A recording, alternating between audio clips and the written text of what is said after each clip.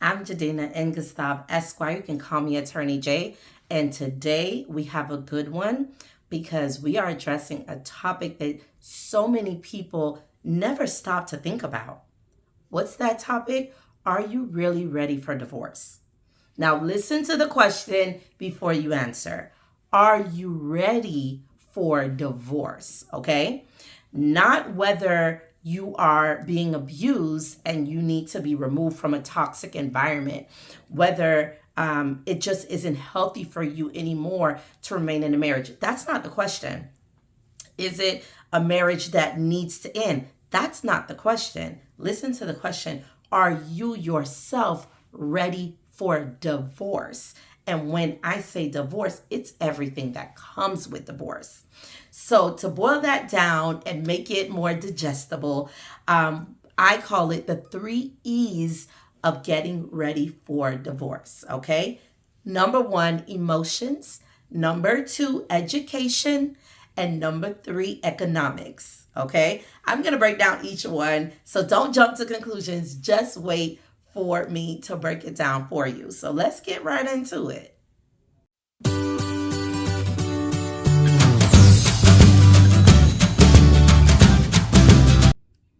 Number one, emotions. Now, like I always say, emotions during a divorce is not a bad thing. Okay. It's not a bad thing. It's natural. You are going through what I refer to as a death. You're in a mourning period. You didn't get married anticipating divorce. If you did, you would not be here. So, with that understanding that you are going to feel so many emotions, even if one of them is relief, one is pain, one is anger, you will feel a lot of emotions. However, there's a level of emotions where you're functioning with that emotions or not able to function that makes it very clear that you are not ready for divorce. You can work to get ready, but in the moment, you're not ready. Okay, let's talk about it. First thing is your heart, right? Where is your heart in this situation? How do you feel? So when I say your heart, how do you feel about your spouse that you're about to divorce? How do you feel about taking this step? How do you feel about yourself in making this decision, in moving forward to actually end your marriage? These are important things that you have to ask yourself. So the first one is, how do you feel in your heart? For example, are you at that place where you can have a conversation about what transpired, right? So everything that happened from your side, his side, and not be so overwhelmed with emotion that it takes you away in anger. It takes you away to bitterness. And you're now at a place where, oh, I'm going to use this divorce to get him back, get her back. I'm going to make them feel my pain. During my marriage, I let them walk on me like a doormat, but not anymore. This divorce, I'm going to do A, B, C, and D. Why is that not the best way to approach divorce? That's not the best way to approach divorce because at the end of the day, what happens is if you enter into your divorce with revenge in mind, with I'm going to teach the person a lesson in mind, you're going to miss out on the important moments within the divorce process where you have to make clear decisions. For those of us with minor children, decisions that are in the best interest of the children and not decisions that's going to make the person learn a lesson, right? Another thing is being so angry that you cannot even participate in your marriage. I have an example of someone who we're representing them in the past, and that person just cut off communication. They cut off communication because it was just too much for them. So it begs the question, were you really prepared, or were you so angry that you moved forward with the divorce? But during the consultation, during the conversation, you were able to keep yourself down enough to make it seem as if, no, I'm just ready. I know why. I have plans. I know what I want to do and all that stuff, right? Yes, that's the ideal place to be in when you're going to actually move forward with a divorce if you're the one filing. Obviously, if the person files, then you have to get yourself ready because you need to respond. But this is if you're going to initiate the divorce, okay? Your emotion needs to be in check. I mean, I gotta say it like it is. You have to have your emotions in check. If you're still fresh out of anger, or you just found out something that is going to lead to the divorce, you need to take a breath. Like they say in the movies, take a beat, because you have not had enough opportunity to process the way you feel. For our believers that are watching, you may not have had enough time to actually go to God about this situation, to ask for strength, to ask for guidance, to make sure you are within his will, even in making this decision. So being able to remove yourself from the emotions will allow you to become more peaceful with the idea. You don't get angry and enraged when you think about the idea of divorce. You understand why it's necessary. Number two, still within emotions, not just that you understand that it's necessary, but you also have to understand and be able to articulate your role and this divorce now becoming a reality, and the person's role. I don't have to talk about the person, right? Because it's very clear that people are always sure about what the other person did. But what about you? And in my book, like I said, we're going to refer to it. It's not a shameless plug. It's just, we talk about it.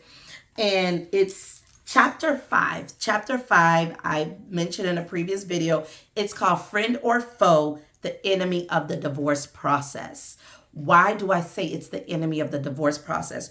Throughout that chapter, we acknowledge that emotions are real. Within there, we acknowledge that there's going to be highs, there's going to be lows. However, you need to have your emotions in check, because if that's what's guiding you at the end of the divorce, you will not be satisfied. You will not be in peace, because you did not approach it from a perspective and from a place of clarity, from a place of understanding. So that makes it where your emotion to charge, like, I'm a believer, so those are the examples I'm going to give, guys, or sports.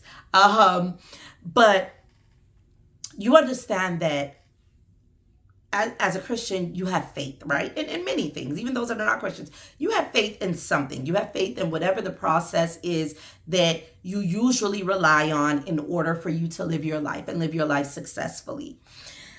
When you're going through the divorce process, and when we're talking about emotions specifically, are you still relying and have faith in what has brought you strength? Do you still have faith in the fact that God is still with you, even though this was not what you planned, right? His grace is sufficient. He says that for a reason, because you are going to face things where you can't do it on your own. Divorce is one. You can't do it without support. You cannot do it without your faith intact, without God, the Holy Spirit, being there with you. And if you do, you'll end up at the end, like I said, with a divorce ending, the final part, one that you feel you had no part in. You don't even remember all of this. You don't remember that the attorney said that, or if you're pro se, meaning you represent yourself, you don't remember that the judge says this. You don't remember. And it's only because you did not lead with a clear mind. So how do we know that you're now in this place for divorce? When it comes to emotions, you know that you're in that place where you're ready to go emotionally when you are able to clearly and honestly identify not only what your spouse did, but what your role was. Some of the examples that I gave in the book was, the person you may say, I did nothing wrong. If it was infidelity, I was very faithful in this marriage, or I always showed up every day. The person was unfaithful. The person didn't show up. Well, we always play a role, right? So I'm not going to talk directly towards why there was infidelity, why the person cheated, or whatever it is. But What about that person did you know prior to getting married? Like, let's be honest. Was this something that you were challenged with while you were dating? Was it something you were suspicious of while you were dating?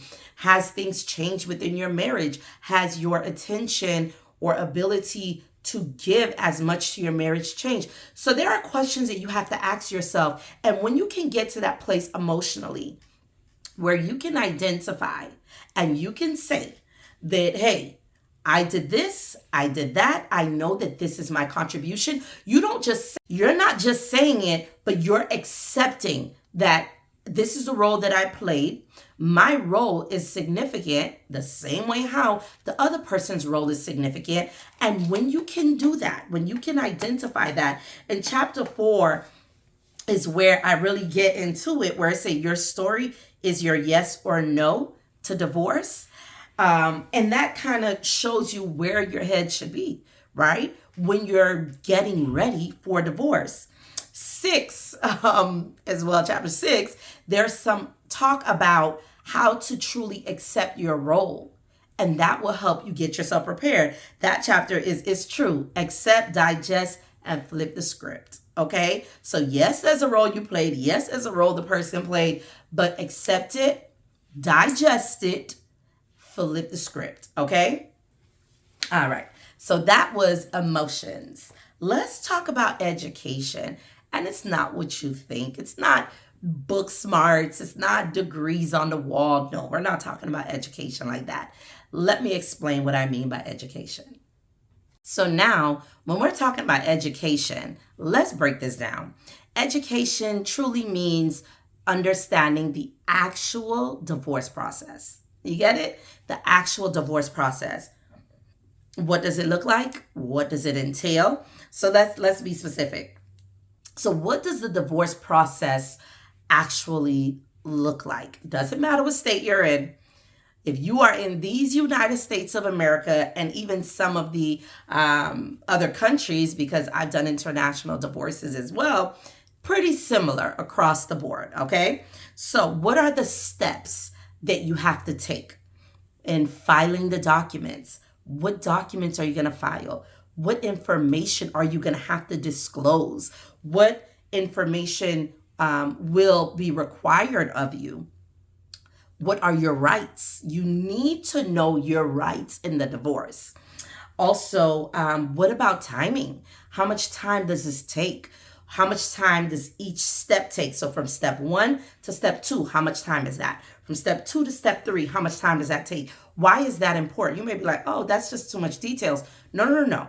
If you understand that at the outset, it then prepares you to not be nervous or upset or, going to the courthouse if you're representing yourself or if you have an attorney, like, what's going on? I filed this since here. The person didn't respond. So why aren't things going this way or that way? If you get each process in the time that it takes, like for some places, some states, you file your complaint or petition for divorce and the person has 20 days. There's other states they have 30 days. And maybe other states there's more time that they have to respond. So you need to understand that. Also, how much attempts has to be made. Not so much, okay, the day is here, but was there sufficient attempts made? Was it done the right way? The person has to be served personally, meaning they have to be served, or have they waived that? So there's a lot of things that you can do and you can use to make sure that you understand the process and that you don't get held up on some of the nitty-gritty things. So let's talk about one of the big things of the process. First is the complaint or the answer. So the petition that's filed basically lists all of the information that the law requires. Name, when you guys got divorced, do you have minor children? When did you physically separate from one another? And all of those things, right? Now, within that, people get to ask for a lot of different things.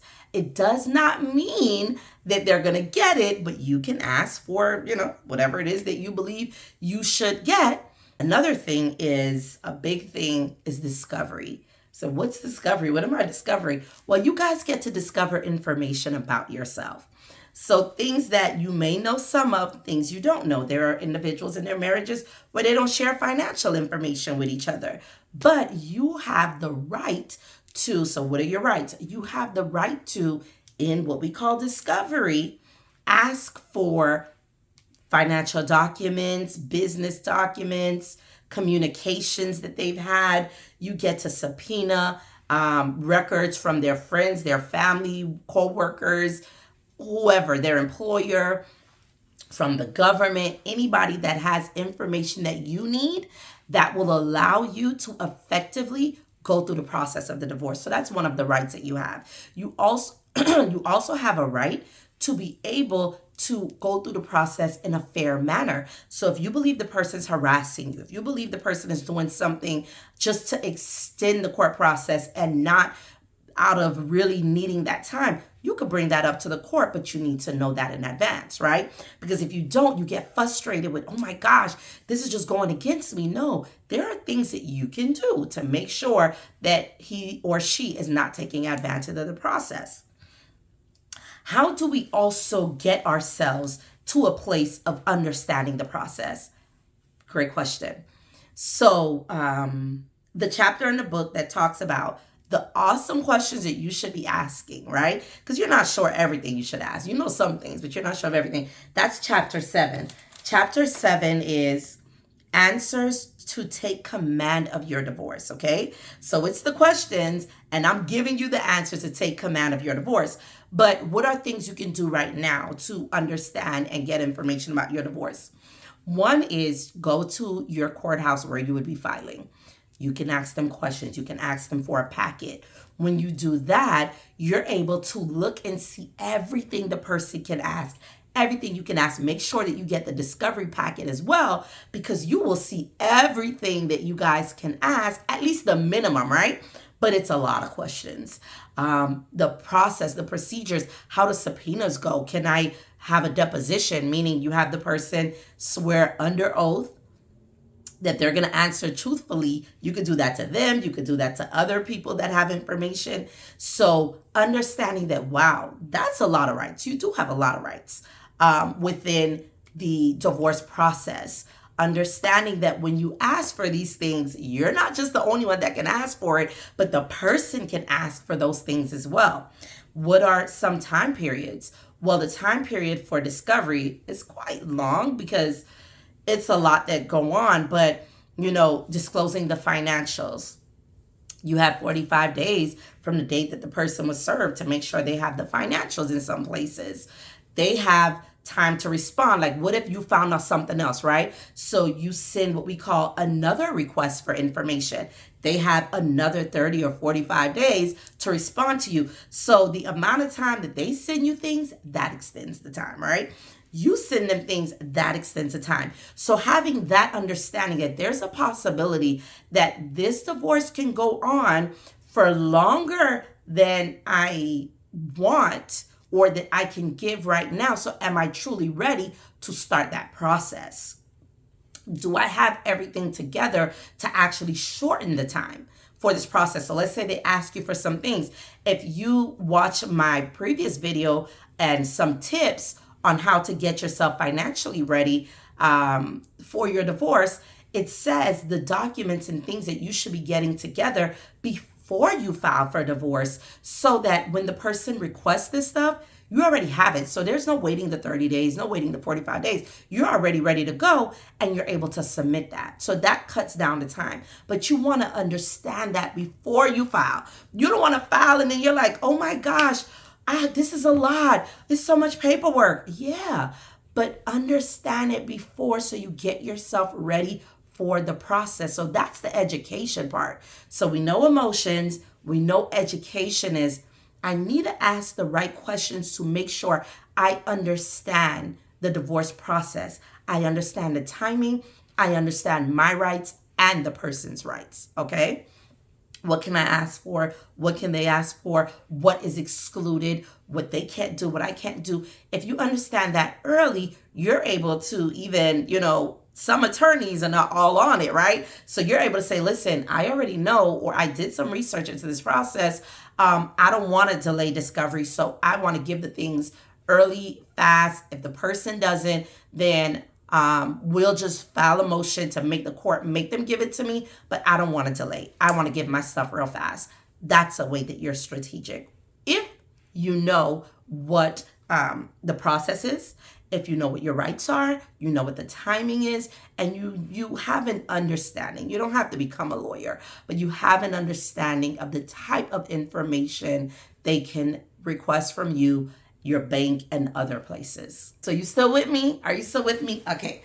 So next thing, and our final E, remember it's the 3 E's to get ready for divorce. Our final E is economics, okay? Emotions, yeah, we got that.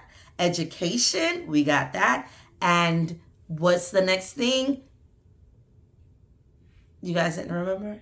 I just said it. It's the economics. All right. This one, I know everybody's sitting up straight like, listen, tell me, what's the economics of getting ready? All right. So what are the financial obligations involved? Financial considerations? What is it that I need to know about the financial burden of a divorce? Okay. So this is whether you're the one that's going to start the divorce. Obviously, we're talking from that perspective, not so much if you have to respond, but this still will help if you have to respond as well, right? But this is directly for those who are like, I'm ready to go. I want to file divorce. Make sure we have the 3 E's. Okay, economics.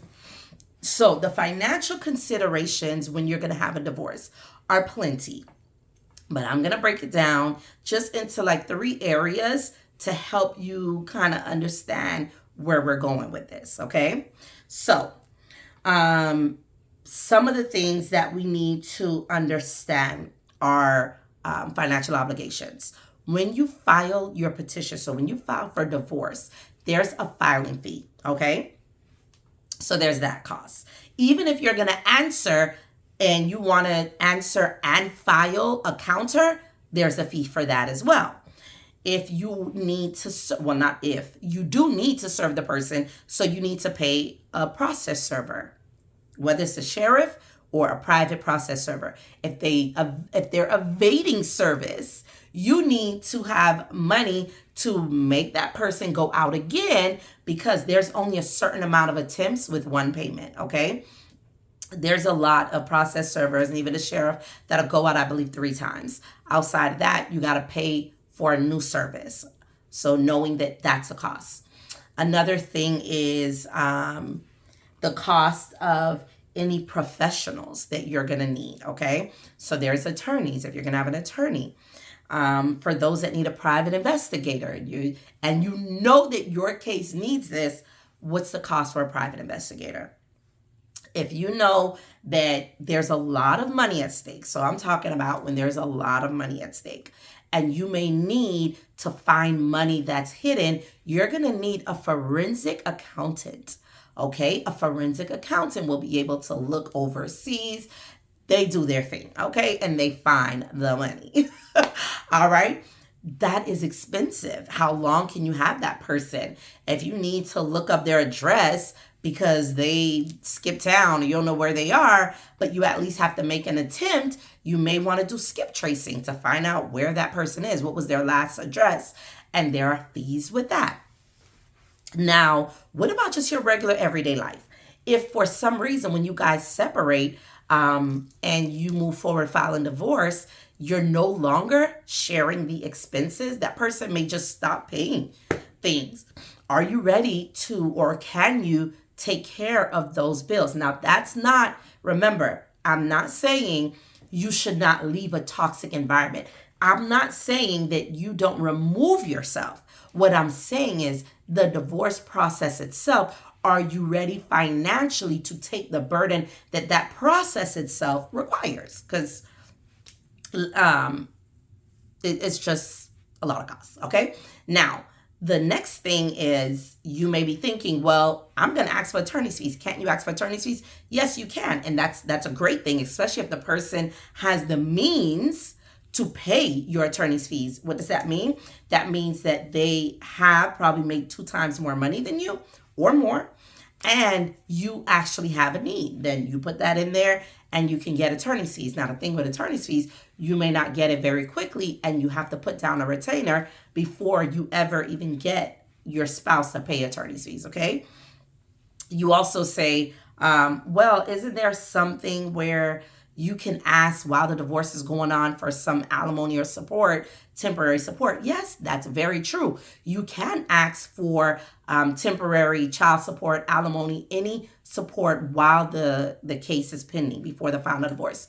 That's true. You can do that. However, what you have to consider, there's a waiting period. So from the time that you, if you're representing yourself, that you write up that motion, you send it to the court, and then your spouse has to respond and reply, and then you got to get it set on the court's calendar. That's all time. They may drag their feet a little bit. They may say, no, I'm not available this date. I'm not available that date. So they kind of stretch it as far as they can before they ever even come to that hearing, because they may know that, yeah, I'm going to have to pay something, right? So you have to consider, do you have enough money for the waiting period? Now that's very important, because if you don't have the money for the waiting period or the immediate expenses, you may end up in a situation where you know you need an attorney and you want an attorney, but you start the case and then you don't have the money to pay, and they're not waiting to recover attorney's fees after the case or after a hearing, and you lose your representation. Now everything is in chaos for you. So you want to consider, okay, what is my financial plan if there's a longer waiting period than I anticipate to actually get this done? So you want to think about that. You want to jot down, like physically write down or type all of the costs that you at least know ahead of time. Retainer, hourly fee. Always think of more hours than what the person told you, right? Because you may use up that time quickly. What's the filing fee? What's the notary fee? What is, if that person is unavailable or you don't have their address, you have to do a publication. So it's basically divorcing the person by putting it in the newspaper. How long does your county require for, or your jurisdiction require for you to have it in the newspaper? How much does it cost to put it in the newspaper? All of those things are important, and they're little costs, but they add up real quickly, especially if the money is not flowing the same way during the divorce, okay? So that's the economics. Where do we talk about that in the book? We talk about that in chapters 8 and 9. With 8, it's your move, make it count. It talks about, now that you've asked those questions in chapter 7, you have the answers. In chapter 8, you're now preparing yourself to take the necessary steps to get yourself ready for the divorce, right? 9 tells you the parts of the divorce that will apply to you. So whether it's child support, alimony, retirement, splitting your marital assets, all that stuff. It talks about how to leverage what you have and some strategies that you can use, right? So if you review that first, then you understand that, okay, yes, we do have a home, we have a business, we have some investments, we have some retirements. How am I going to use strategy to attack these things that I know that's going to come up in the divorce, to limit the time that we're in this process? So if you've already reviewed, right, you have the education, your emotions are in control, you could be as strategic as you want to be, right? You will know how to leverage what you have because your E's are all connected. You know your E's, you're ready to go. So the economy can blow up pretty quickly while you're waiting for the court to respond. And that's only if you don't make more money. That's only if you guys don't make the same amount of money, because then you're probably not going to even get that attorney's fees. The law says that there has to be a need and there has to be an ability to pay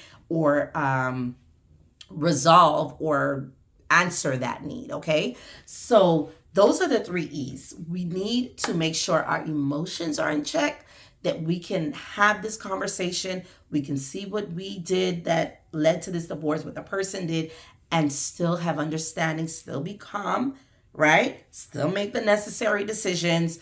We also need to understand what is the education side of it? What is that process?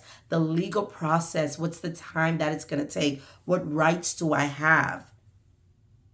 What should I be looking out for? What should I already do ahead of time and not wait until I file to do? That's another thing as well. And then the economy. What is my financial plan and what are my resources to start this divorce right now? I can remove myself, I can separate, but what should I do, or what do I need to do in order to put me in the right financial position to be able to get this divorce done? So those are the 3 E's. Comment below. Let me know. Let's have a discussion about it.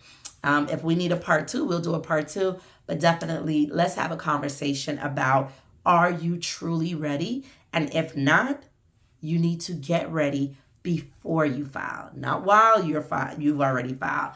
Before you file. I'm Jadina and Gustav Esquire. You can call me Attorney J. And I hope everyone is ready. If divorce is what your inevitable result of your marriage, then be strong, be encouraged. Know that God loves you. Know you are not alone and that there is life after divorce.